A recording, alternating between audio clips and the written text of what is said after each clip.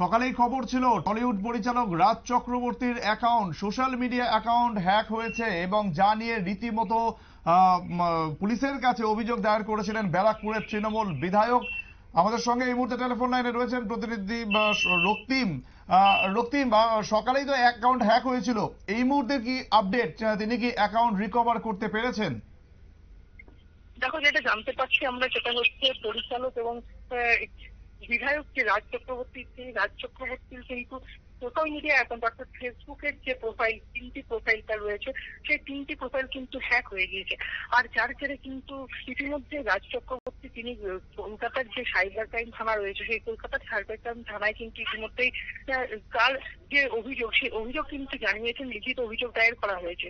রাজ চক্রবর্তীর একটি নিজস্ব ফেসবুক প্রোফাইল ছিল এবং সেই প্রোফাইলের মধ্যে একটি ফেসবুক পেজ রাজ চক্রবর্তীর এবং আরেকটি তার প্রযোজন সংস্থার ফেসবুক পেজ। সেই প্রযোজন সংস্থা এবং তার ফেসবুক প্রোফাইল এবং ফেসবুক পেজ, এই 3টি কিন্তু ইতিমধ্যে হ্যাক হয়ে গিয়েছে। এই হ্যাক হয়ে যাওয়ার ফলে কিন্তু রাজ চক্রবর্তীর যে ফেসবুক পেজ বা রাজ চক্রবর্তীর যে ফেসবুক প্রোফাইল এবং যে প্রযোজন সংস্থা ফেসবুক পেজটি, সেই পেজগুলি কিন্তু ইতিমধ্যেই দেখতে পাওয়া যাচ্ছে না। একটি স্ক্রিনশট যেটি ভাইরাল হয়েছে, সেই স্ক্রিনশট আমরা দেখতে পাচ্ছি বিদেশি ভাষায় কিন্তু রাজ চক্রবর্তীর যে প্রযোজন সংস্থার পেজটি ছিল, সেই পেজটি কিন্তু লেখা রয়েছে।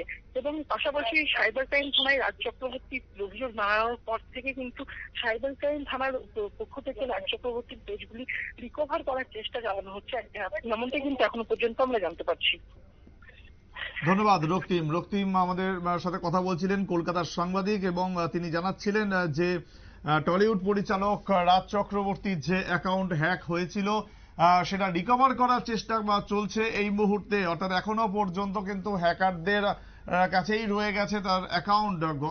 সকালবেলাতেই আজ এই প্রোফাইলটি হ্যাক হয় এবং তারপর পুলিশের দ্বারস্থ হন টলিউডের পরিচালক, অত্যন্ত জনপ্রিয় এই পরিচালক রাজ চক্রবর্তী। তার অ্যাকাউন্ট হ্যাক হওয়ার সাথে সাথেই দেখা যায় যে তার অ্যাকাউন্টে বিদেশি ভাষায় কিছু লেখা রয়েছে।